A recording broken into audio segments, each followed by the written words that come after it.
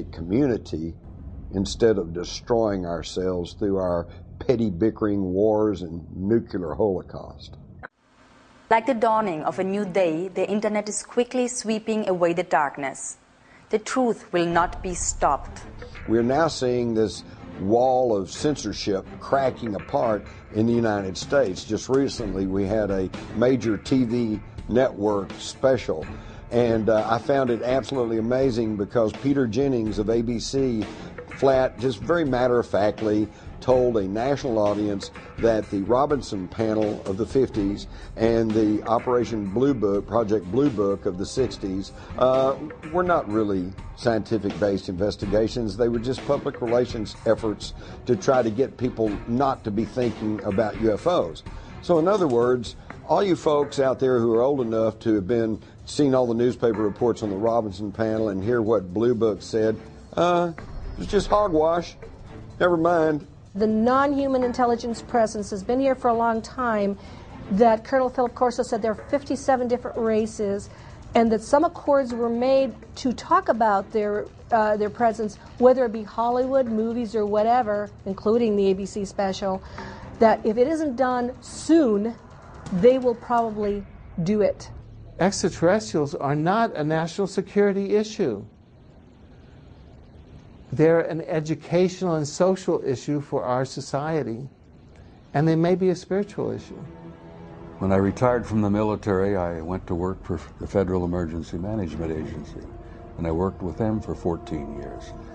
So I've got 42 years of government service behind me, and throughout all those years I had the very highest security classification you can have, top secret.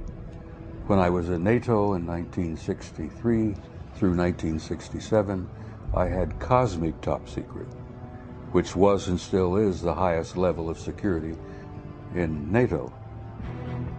That's how I got involved in this crazy UFO field. Through the 50s and 60s and 70s, we referred to aliens as extraterrestrials. But now that science has been catching up with us to a certain degree, we have changed our definition of an alien. It's probably more accurate to call them extra-dimensional beings, because that would explain their ability to traverse vast distances. They operate in more dimensions. I mean, even the current theoretical model of the universe is upwards of 30 dimensions. So we're living in a multi-dimensional universe, and so it's not uncommon to theorize that we're going to encounter beings that operate in more dimensions than we do. And that would explain a lot of the phenomenon related to UFOs, how they're able to appear and disappear, move very fast, do all the things that the ETs go, walk through walls, have remarkable psychic abilities and sort of communicate telepathically. It would really go a long way to explaining the phenomenon surrounding it. What looks like magic to us can really be explained through extra dimensionality. Are any of us really prepared for the kind of paradigm shift that would come with not just disclosure, but with contact and communication with intelligences from other worlds? Is it possible that as a species we have reached the point that our minds actually filter and generate acceptable constructs which all too often become our day-to-day realities? There is so little of your reality that is really based on truth that it's just stunning. Ho sentito dire che ci sono altri mondi abitati. I've heard that there are other worlds that are inhabited.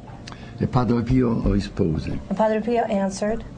E che vorresti che solo noi, in questo piccolo pianeta che è il nostro mondo, amassimo Dio, ma ci saranno tanti altri mondi nei quali ameranno il Signore. Would you believe that it would just be our tiny world that would be giving glory to God? There has to be many more worlds, many more planets that exist with inhabitants that would be giving glory to God. It is not just us. If I told you that the very nature of the moon and Mars and most of the planets in the solar system is being kept from you for specific reasons, to make you think that you're completely alone and that these planets can't be colonized. Back in the 50s, the big question was, do they come from Mars or do they come from Venus? And by the 60s and 70s, we had gotten a little more sophisticated in our